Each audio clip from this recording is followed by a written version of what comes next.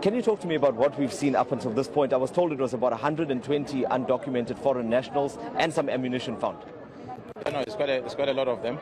You are right with the number, over 100 people that we've found here undocumented. But it's different buildings. It's not one building. It's not exactly where we're standing. There's a couple of buildings that we've been busy with in town. There's been almost over 4 million rand worth of fake US dollar notes that have been found as well. And together with drugs, I think there's some dealings that are taking place here. So a lot of other illicit goods that we found in this place, which will also include the buildings that are illegally occupied, illegal connection of electricity and water.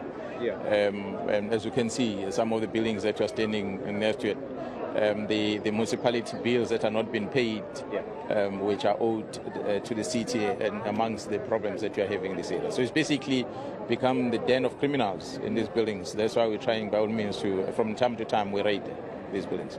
And I will be engaging with the other officials as well on this other point, but I want to get to pick your brain on this. I mean, it almost seems like it's an open secret. When we talk about Durban and we talk about this particular area, we talk about drugs, it's everyone knows. So I think the question to be asked is, if everyone knows, how does the problem still persist? Yeah, well, the problem is going to persist, simple because, to start with, we've got the biggest harbor.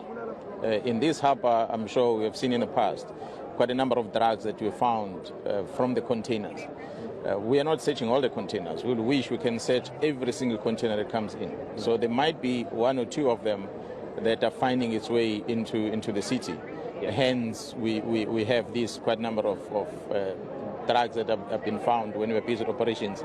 And you see the behavior of the youth also out there as they consume a lot of these drugs. So that's part of the problem that we're having. I mean, the coastline in this province is quite long, and there's a lot of ships as we talk. There's at least no more than 10 that are on anchor outside there. Anything can happen in those ships there. So our prevention strategy is to try and protect whatever comes through the coast, come into our province, to try and do a lot of policing in that area. There's challenges, but if we can win that side, we believe that we can reduce quite a number of the drugs that we find in our city.